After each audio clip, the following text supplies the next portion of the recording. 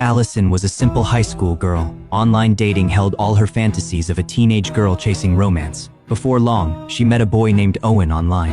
After spending some time together, Allison found that Owen was not only handsome, but also cared for her deeply. One day, Owen asked Allison to meet him at a KTV. He took the chance of being alone with her to confess his feelings. Allison thought she had found love and accepted his confession without hesitation. Later, Owen took her back to his place. To help her sober up quickly, he thoughtfully handed her a drink, lying that it would cure her hangover. Allison didn't think twice and drank it right away. But her consciousness became more and more blurred, and she soon passed out completely. When Allison woke up, she was tied to a chair. Owen stood right in front of her, holding a camera and filming her. At that moment, Owen's expression was nothing like his previous gentleness. It was like a cold hunter savoring the joy of his prey falling into a trap. What made Allison even more breathless was that 5 boys wearing hoods walked into the room one after another, making uncontrollable excited noises. Soon after, Owen stood above them all, directing everything and telling the boys to adjust their positions to make it easier for him to film. It was then that Allison realized she hadn't met true love at all.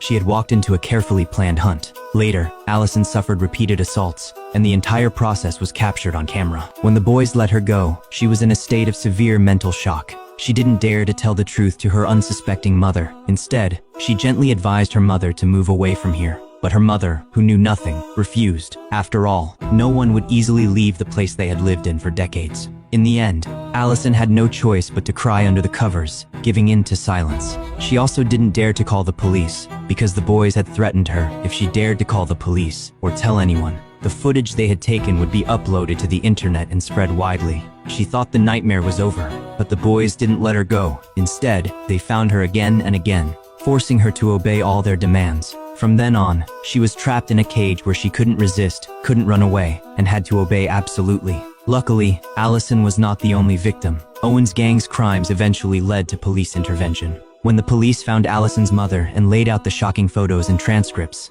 the mother, who had been kept in the dark, finally learned the inhumane torture her daughter had endured over the years. Soon after, the mother took Allison and moved out of the city, renaming her Amy, hoping to let her start a new life. 14 years later, Amy, once tormented, had become a high school teacher beloved by her students. Her life was back on track. She went to work and got off work on time, and got along happily with her students. Even more reassuringly, she had a thoughtful fiancé, and their wedding would be held next month. However, these beautiful things were suddenly torn apart again. One day, after her students left school, Amy returned to the office to grade papers. She saw a cup of coffee on her desk, thought it was from a colleague, and took a sip without thinking. Soon, her consciousness began to blur rapidly, and she fell into an unconscious sleep that lasted the whole night. She was woken up by her students the next morning. When she stood up from her seat, she still felt a little dizzy, but she soon realized something more terrifying might have happened, because she saw marks of being tied on her hands. Before long, someone claiming to be the mastermind sent her a message through a social app.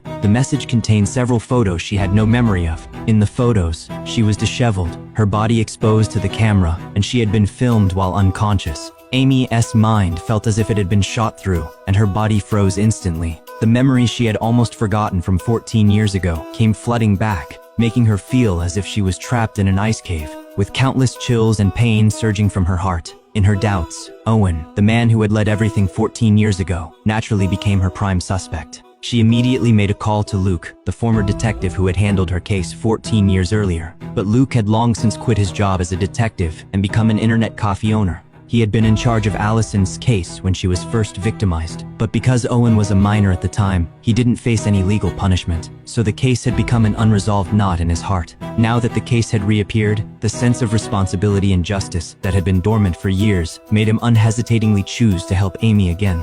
Luke then used the police connections he had accumulated over the years to find his former colleagues who were still in service, and investigated Owen's recent records through the internal system. What turned out to be shocking was that Owen was currently a fugitive wanted by the police, but his traces had disappeared months ago, and the last time he was seen was not in the urban area, but near a remote residential area. This discovery made Luke and Amy even more certain that Owen was the mastermind. However, the mastermind's control was far more sophisticated than they had imagined. Amy soon found that the other party's control was not limited to the internet. He even knew exactly when and where she was, who she was with, and even what color clothes she was wearing. One day, while she was having dinner with her fiancé's family, her phone on the table suddenly vibrated. Amy glanced down at the screen. It was a message from the mastermind, asking her what color underwear she was wearing. In an instant, Amy's cheeks burned with a mix of shame and fear. She quickly flipped her phone face down on the table and forced a smile to cope with the conversation with her fiancé's family. But a few minutes later, her fiancé, Father John, received a message reminding him that he would receive a set of secret photos of a female teacher in 5 minutes. John thought it was a prank, but Amy knew it was a blatant threat from the mastermind. Amy then made an excuse to go to the bathroom. Inside the bathroom, she received another message from the mastermind, asking for a photo of her underwear color. To not ruin her happy life, Amy had no choice but to take a photo of her underwear and send it to him. This series of commanding manipulations made the fear in her heart keep rising. When she got home, she received another instruction from the mastermind, telling her to go to the school warehouse alone the next day. Although Amy strongly refused the instruction, out of fear and a desire to protect her dignity, she still went to the warehouse as instructed. However, when she walked into the warehouse, there was no one there, only a drink placed on the table. And this drink was exactly the same as the one Owen had given her 14 years ago. Seeing the word prepare written on the bottle label, she knew the other party wanted her to drink it. In an instant, the images from 14 years ago crashed through her mental defense like a flood. Those unbearable memories seemed to be on a loop, replaying in her mind over and over again. But this time, she didn't choose to give in. Instead, she smashed the drink and ran out of the warehouse quickly. Soon, she received another message from the mastermind, telling her to prepare for the punishment for not obeying the instruction. Although Amy didn't know what the punishment would be, she was sure it had something to do with the photos taken of her. However, on her way back to the classroom, she saw her student Carter talking quietly face-to-face with a girl. The atmosphere between them was very ambiguous, and it was obvious that their relationship was not ordinary. Amy didn't think much of it, assuming they were just good friends. When she returned to the classroom, she received another message from the mastermind, telling her that the punishment had already started. Immediately after, the phones of all the students in her class rang at the same time. All of them had been added to a new group chat, whose name was clearly the female teacher's secret. The students' expressions changed from confused to whispering and exchanging meaningful glances. Soon, the entire classroom was filled with an extremely awkward and unspeakable tense atmosphere. Amy stood on the podium, wanting to tell the students to turn off their phones, but she was so nervous that her lips moved several times without making a sound. At that moment, the mastermind started a countdown in the group chat. When the countdown ended, he would publicly post the private photos of a female teacher. When the countdown hit 0, Amy closed her eyes in despair and squatted down on the ground. The students in the class all received some explicit photos and videos. Fortunately, the faces in these photos were unclear. No one knew the photos belonged to Amy. Meanwhile, in the last picture, the person who posted them included Aaron's name. That made everyone think the photos were Aaron's. At that very moment, the helpless victim being threatened shifted from Amy to Aaron, and Amy was shocked to find that the mastermind was not only monitoring her every move, but also knew everything about the students in the class. After class, Amy found Aaron and asked her what had happened. Aaron rambled on about something that left Amy silent for a long time. She had always had a crush on her classmate Carter, and even took the initiative to hand him a love letter to express her feelings. But Carter had reacted coldly at that time and politely rejected her confession. However, one day in class, she suddenly received a message from Carter asking if she still liked him. Aaron's emotions were stirred up again by Carter, and she immediately confessed to him again through the message. But what Aaron didn't expect was that Carter actually invited her to his house to play. Aaron didn't refuse and went to Carter's house as agreed. They had sex naturally, but the entire process was secretly filmed by a hidden camera that Carter had set up in advance. Moreover, when Carter wasn't paying attention, Aaron had looked through his computer. She found a folder on his computer filled with videos named after different girls. Each one was secretly filmed by him.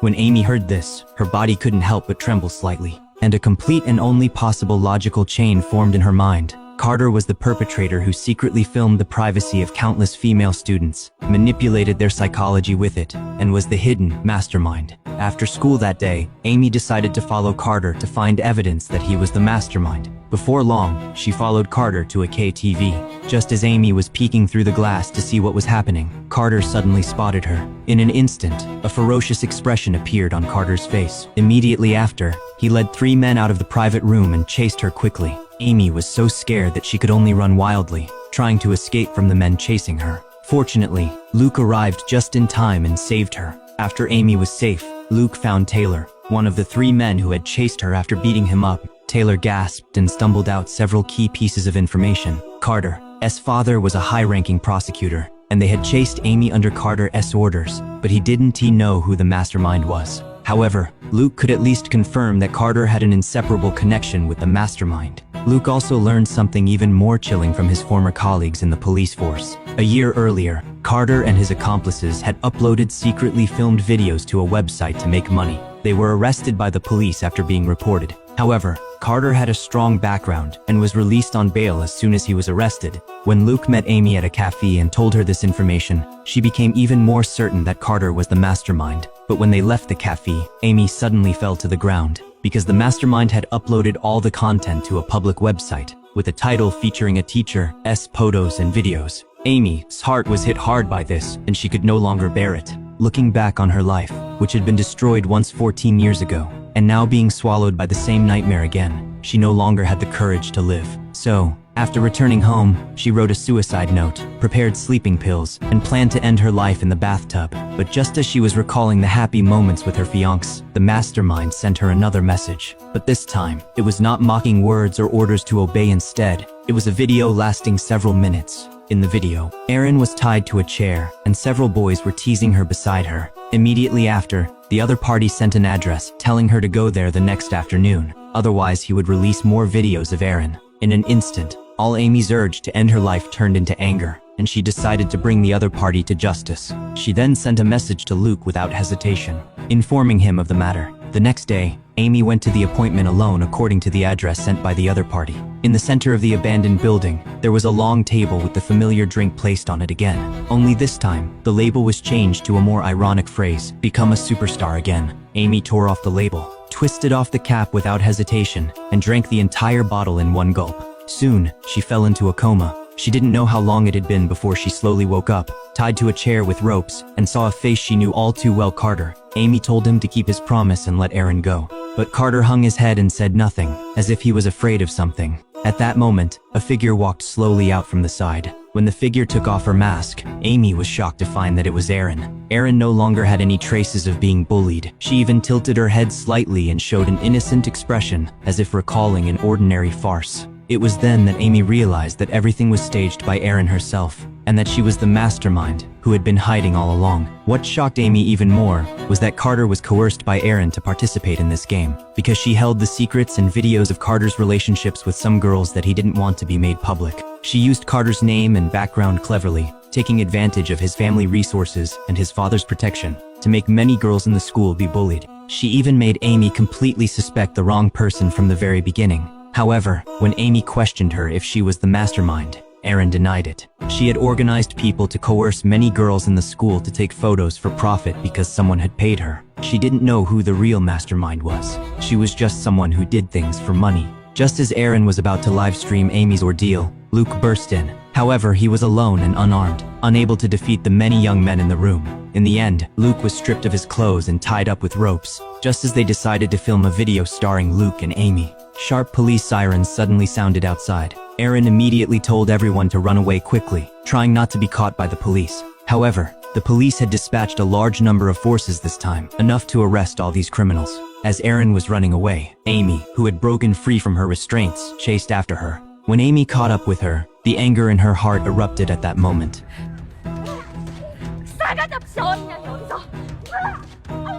Soon after, the police accurately located the phone number used by the mastermind to contact Erin through call records. In the end, they arrived at a remote and dilapidated apartment. When Luke and Amy entered the apartment, they found a computer placed in the center of the dim and small room, and a group chat was open on the computer, which was exactly the account interface of the mastermind. But the most shocking thing was that there was no one else in the room, only a little boy named Jack who looked no older than 14. Amy comforted Jack, telling him not to be afraid, and asked where his adults were. However, Jack did not answer. Instead, he showed a scared expression when he saw the police arriving. At that moment, Luke called the mastermind's phone number, and everyone present was stunned, because the phone in Jack's hand rang. It was then that Amy realized that the real mastermind was Jack in front of her. Soon after, the police investigation results were delivered to Luke and Amy. Jack's father made a living by secretly filming indecent videos of women and selling them online. As Jack grew up, he learned the same habits as his father.